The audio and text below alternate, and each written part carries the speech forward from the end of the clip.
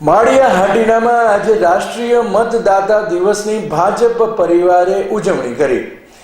તારીખ 25મી જાન્યુઆરી રાષ્ટ્રીય મતદાતા દિવસ તરીકે સમગ્ર ભારતમાં ઉજવાય છે, ત્યારે માળિયા હાટીનામાં પણ ધારાસભ્ય શ્રી ભગવાનજીભાઈ કરગઠિયાની ઉપસ્થિતિમાં માંગરોળ માળિયા વિસ્તારમાં માળિયા હાટીનામાં રાષ્ટ્રીય મતદાતા દિવસ ખૂબ જ ધામધૂમથી ઉજવાયો છે। અહેવાલ મહેશ કાનાબાર। જય વંદે માતરમ।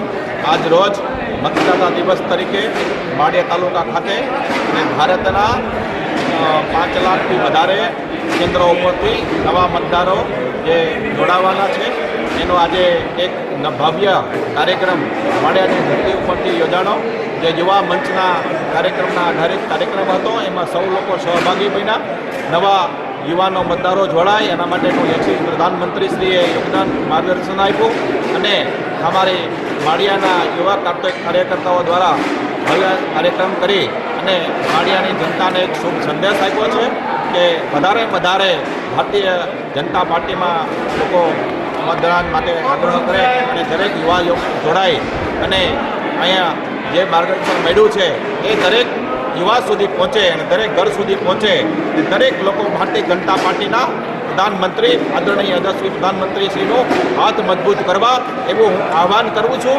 વંદે માતરમ। ભારત। નમસ્કાર। આજરોજ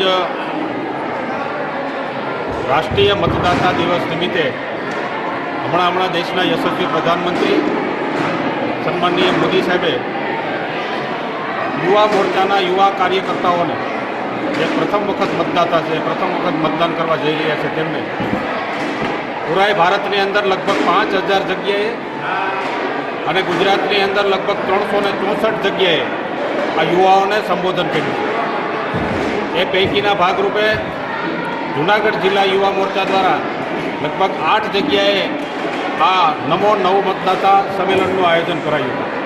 એના ભાગરૂપે આજે માંગરોળ વિધાનસભાની અંદર માળિયા મુકામે સન્માનીય ધારાસભ્ય શ્રી ભગવાનજીભાઈ કરગઠિયાની ઉપસ્થિતિમાં અને ભારતીય જનતા પાર્ટીના સૌ કાર્યકર્તાઓ એની ઉપસ્થિતિમાં આજે વિશાળ યુવા મોરચાનું સંમેલન અહીંયા માળિયા માર્કેટિંગ યાર્ડ મુકામે યોજાયું।